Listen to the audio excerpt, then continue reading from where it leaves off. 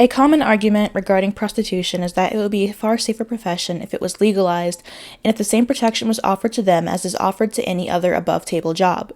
Often the argument goes that women choose to work in prostitution and that their choices are theirs to make. Often it is posited that prostitution is empowering and offers better pay than the other options these women would face if they were leaving the industry. This doesn't have to be a hypothetical discussion. Prostitution has always been legal in Germany except for a short period of time in the early 20th century, and in 2002, Germany passed legislation that tried to legitimize prostitution to be like any other job. The politicians thought it wasn't prostitution itself that was the problem, but the discrimination of the women by the society and the lack of rights they had. Their response was to try and empower women as much as possible, as prostitution should be seen as any other job. Hence the phrase sex workers. If they are workers like any other, they should have the same rights of an employee at any other business, including Social Security, health insurance, and the right to legal action if mistreated. The state intended to prevent any regulations about sex practices. 20 years later, we have the results. Number 1. Prostitution is becoming industrialized. As of 2016, there were 3,500 registered brothels with a total revenue of 14.6 billion euros, which does not account for unregistered apartment brothels. While 15 years ago it was estimated that 400,000 women were in prostitution, today many police officers say that the number has increased by at least 30%. Due to the increase of demand, the working conditions have become disastrous. Mega brothels with the capacity to accommodate 1,000 or more buyers of sex at once have become common, as have flat-rate brothels, which provide beer, a sausage, and unlimited women for only 70 euros. In June of 2009, a flat-rate brothel chain called Pussy Club made headlines when on its opening day, 1,700 men lined up to get in. The long lineups outside women's rooms lasted until closing time, when many of the women collapsed from exhaustion, pain, injuries, and infections, including painful rashes and fungal infections that spread from their genitals down their legs.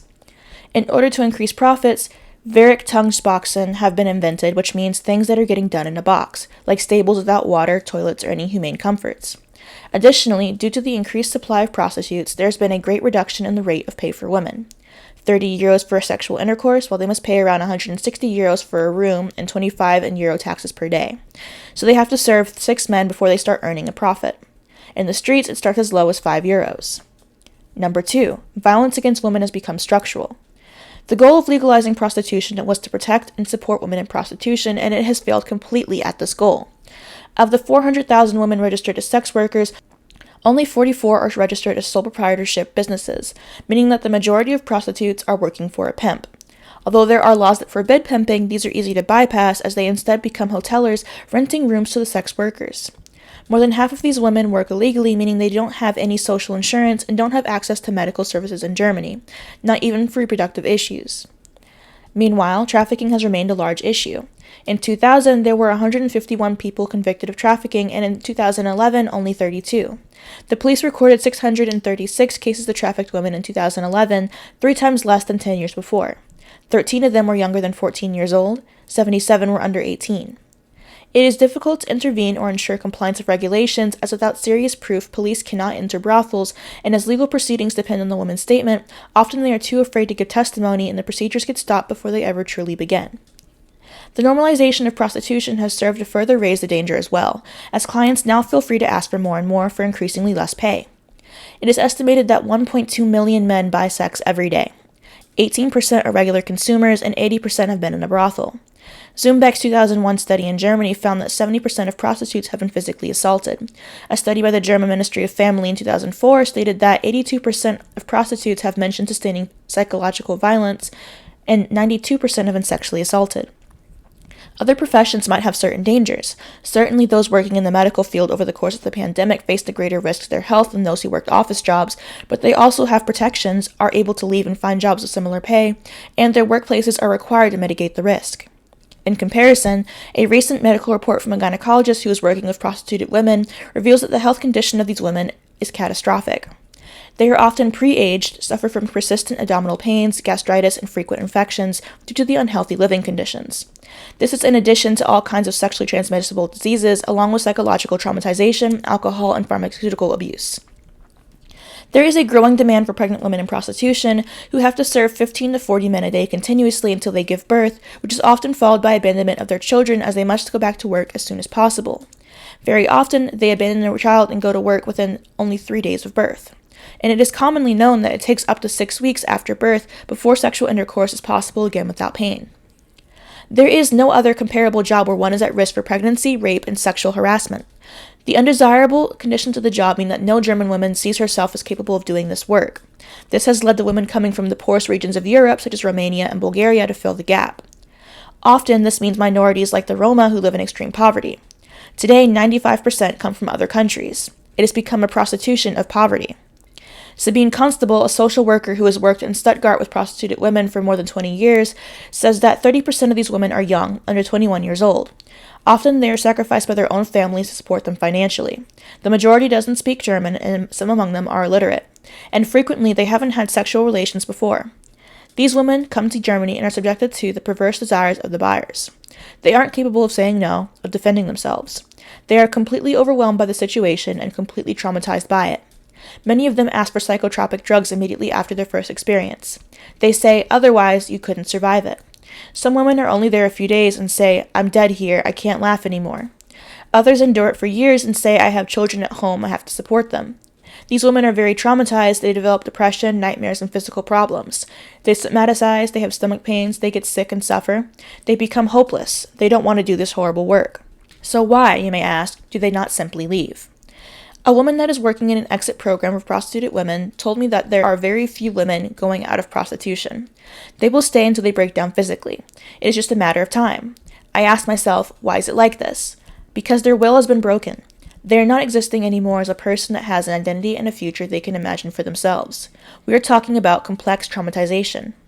So let's compare the German model of open, legalized prostitution with the Nordic model. The Nordic model decriminalizes all those who are prostituted, provides support services to help them exit, and makes buying people for sex a criminal offense in order to reduce the demand that drives sex trafficking. This approach has now been adopted in Sweden, Norway, Iceland, Northern Ireland, Canada, France, Ireland, and most recently, Israel. The Nordic model was pioneered in Sweden after extensive research. One of the researchers, Cecilie Højgaard, described the process in an interview. We spent several years doing field work, and we developed close relationships with the prostituted women. We heard about their experiences of past abuse, extreme poverty, and violence. We were prepared for these stories because of our previous studies on outcast and marginalized people, but what the women told us of their concrete experiences of prostitution was unexpected and shocking. They told us what it was like to use their bodies and vaginas as rental apartments for unknown men to invade, and how this made it necessary to separate their body from their self. Me and my body are two separate parts. It is not me, my feelings, or my soul he fucks. I am not for sale. The women had numerous strategies to maintain the separation. To be agents in their own lives, they showed great ingenuity and vigor within the little space for maneuver they had. However, over time it became more difficult for them to maintain the separation between their body and self. After the punter was done, it became increasingly difficult to bring the self back. Eventually the women came to feel worthless, dirty, and disgusting. These stories were very similar to accounts we heard from victims of other sexual violence, such as incest, rape, and domestic abuse. The research group disagreed about many things, but we shared the same feelings of despair about the women's pain and the punter's lack of understanding of the consequences of their actions. Then, the idea of one-sided criminalization of the punter struck me like lightning. The idea increased my heart rate and gave me a sense of everything falling into place. There was huge opposition to the proposal at first, but after some years, opponents in the working group changed their point of view. The debate that followed served as a large-scale educational campaign. In Sweden, the attitudes towards the law changed rapidly in a positive direction, and the proportion of Swedish men buying women's bodies has decreased. The Nordic model works by discouraging buying people for sex, not criminalizing people. It aims to change behavior and to offer support to those within prostitution so that they can make a new life outside of it. It works by focusing on several aspects of law meant to support prostitutes and to punish sex buyers.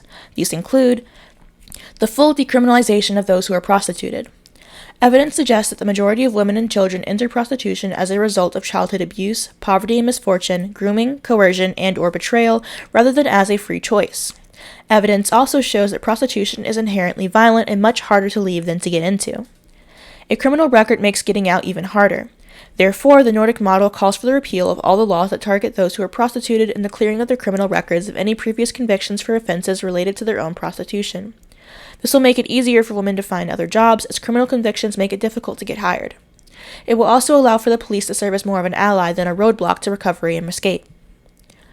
High-quality services for those in prostitution. The Nordic Model calls for non-judgmental and cover harm reduction services, including exiting support, housing, legal advice, addiction services, long-term emotional and psychological support, education and training, and childcare. Due to the prevalence of sex buyers being almost entirely male, services for men, women, and transgender people should remain separate. Buying sex to be made a criminal offense.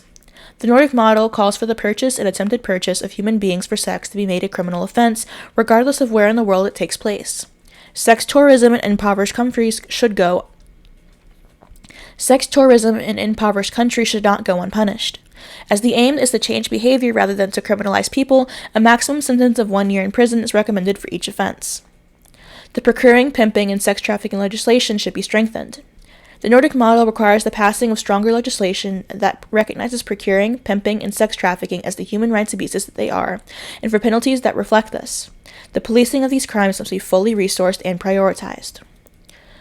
All the factors that drive people into prostitution must be addressed. It is true that many who partake in prostitution are the poor and disadvantaged, recent migrants, single mothers, women, and children.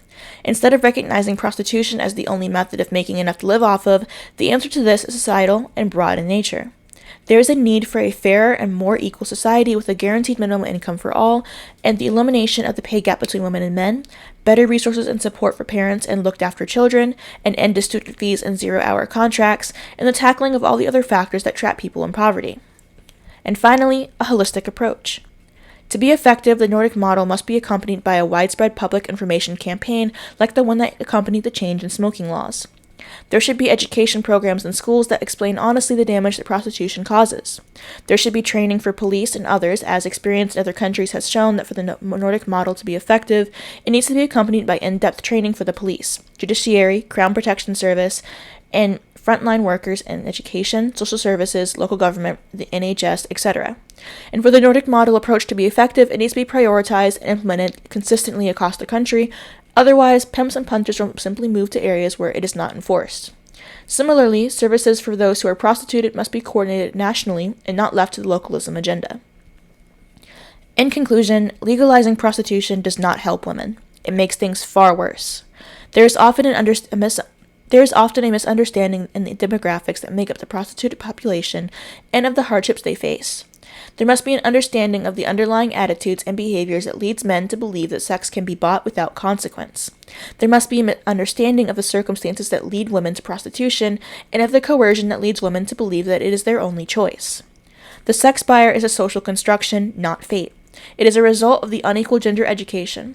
Prostitution does not resolve men's problems, it is increasing their fear of entering into equal relationships with women. We need a new generation of men that does not resort to sexual exploitation and domination of women to define itself. It does a disservice to men to continue to support the belief that male sexuality is not controllable. Men have the ability to think, to moralize, and to do better. Normalizing prostitution continues to perpetuate the inequality between men and women and causes a continual acceptance of violence against women. This, dear viewers, is where we part. This is more or less a follow-up to my previous video on objectification and sex work. I understand that I made a lot of bold claims, and to be honest, if you're not really familiar, if this is all just, hypothetical for you, it's really easy to make excuses to fall into the trap of, well, some people say they like it, there's no better options.